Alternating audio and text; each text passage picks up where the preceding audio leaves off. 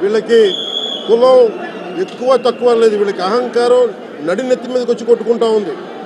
అహంకారం తీస్తాం, తోలు తీసి కింద కూర్చోబెడతాం. మీకు ఒళ్ళు ఒక్కొక్కళ్ళకి మీకు ఎక్కడెక్కడ ఉన్నో తెలియట్లా. మీకు అహంకారాలు పెరిగిపోయినాయి. మీకు ఆధిపత్యపు అహంకారంతో అధికారుల మీద దాడి చేస్తే మిమ్మల్ని ఎలా తీసుకెళ్లాలో, ఎలాంటి శిక్ష పడాలో మీకు ఖచ్చితంగా చేసి పెడతాం. మీకు ఇష్టారాజ్యంగా చేయకండి.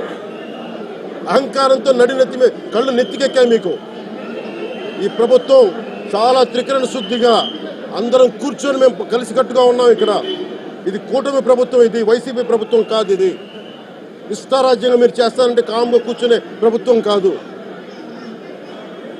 మీకు ఎలా చేస్తే, ఎలా నియంత్రిస్తే మీకు కిందకు వస్తారో మేము చేస్తాం. మీరు గాల్లో విహరిస్తూ ఉన్నారు. 11 సీట్లు వచ్చి ఇంకా గాల్లో విహరిస్తున్నారు.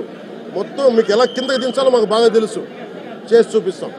ఇదే కాదు, ఈ సందర్భంగా ఏ నాయకులకైనా సరే అధికారుల మీద దాడి చేసినా, అధికారులు విధులు నిర్వహిస్తుంటే అడ్డుకున్నా చాలా కఠినమైన చర్యలు ఉంటాయి. ఈరోజు నేను వచ్చి ఇక్కడ ఎందుకు వచ్చాను జవహర్ బాబు గారి దగ్గరికి అంటే, ఆయన ఒక ఎస్సీ ఎస్టీ కులానికి సంబంధించిన వ్యక్తినో వీటి గురించి అని కాదు. ఎవరైనా సరే ఇర్రెస్పెక్ట్ ఆఫ్ కాస్ట్ ఆధిపత్య ధోరణితోటి కనుక దాడి చేసి విధుల నిర్వహణకు అడ్డం వస్తే ఇది ఉపేక్షించే ప్రభుత్వం కాదు. ఎస్పీ గారికి కూడా చాలా స్పష్టంగా చెప్పాం.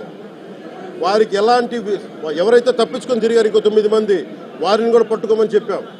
వారికి తగిన విధంగా కౌన్సిలింగ్ చేయాలి, అలాగే కఠినమైన శిక్షలు పడాలి. మీరు లాయర్లు అయి ఉండొచ్చు గతంలో, మీ చట్టాలు కానీ మీ గతంలో మీ అధికారాలు కానీ ఏవి మిమ్మల్ని రక్షించలేదు, మీరు గుర్తుపెట్టుకోండి.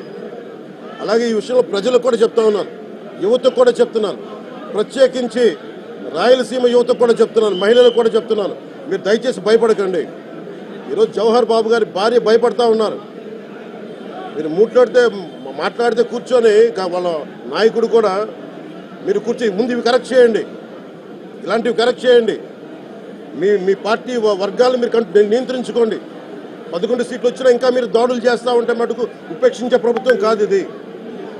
అలాగే ముఖ్యంగా రాయలసీమ యువతకు చెప్తున్నాను, ఇలాంటి తప్పులు జరిగినప్పుడు, ఆధిపత్య అహంకారంతో దాడులు చేస్తున్నప్పుడు నిజంగా మీరు ఎదుర్కోండి, మేము అండగా ఉన్నాం మీకు.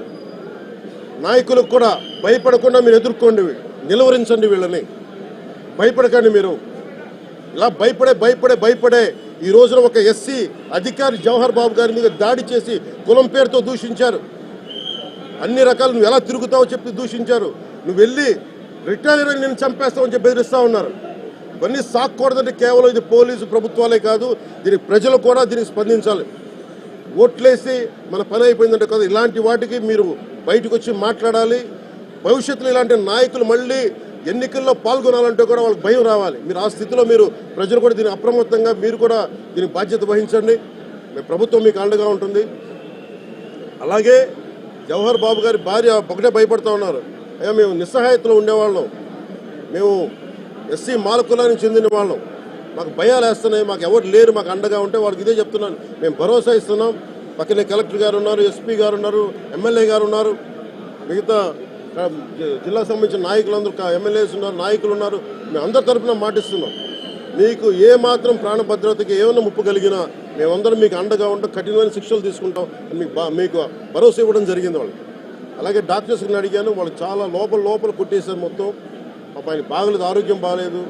అన్నిటికంటే కూడా ఒక ఎంపీడీఓ అంటే ఒక మండలానికి ఉన్నతాధికారి, ఆయన ఒక ఎస్పీ, ఆయన ఆ మండలానికి ఆయన ఒక కలెక్టర్ స్థాయి వ్యక్తి. అలాంటి వ్యక్తిని కూర్చొని దుర్భాషలాడుతూ, బూతులు తిడుతూ, కులం పేరు మీద దూషిస్తూ ఇది కూర్చోబెట్టి ఇది ఒక పరిపాటి అయిపోయింది. ఇది ఇక్కడతో ఆగాలి. ముఖ్యంగా రాయలసీమ ఎక్కడైతే ఉందో మీకు ఇలాంటి ఆధిపత్యపు ధోరణి ఉందో దీన్ని అందరూ సమిష్టిగా ఎదురు తిరగాలని మనస్ఫూర్తిగా నేను ఆకాంక్షిస్తున్నాను. మీరు కూడా పాల్పంచుకోమని కోరుకున్నా.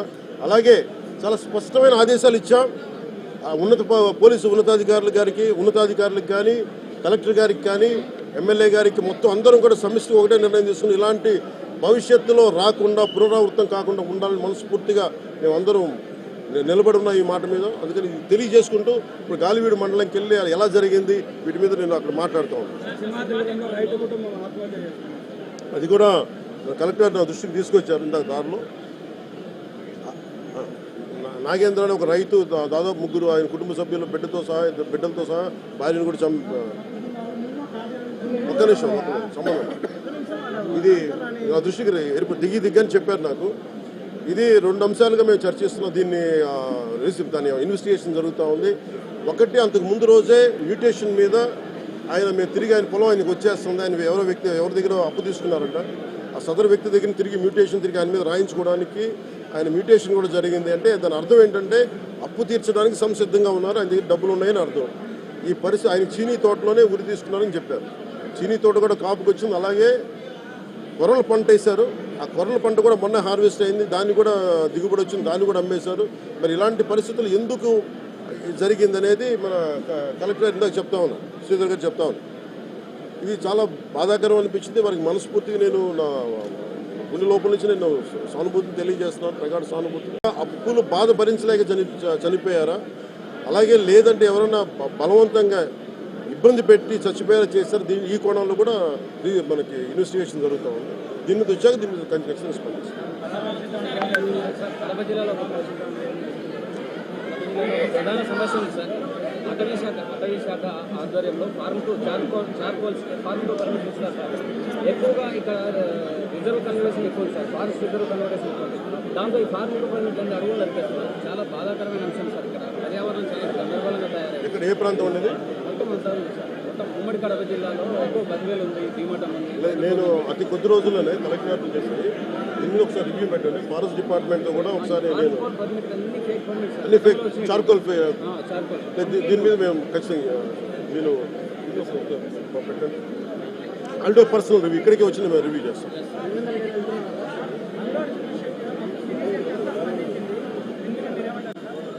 రెలవెంట్ ఇక్కడ మనుషులు చచ్చిపోయి సినిమాల గురించి మాట్లాడారు, కొంచెం పెద్ద మనుషులు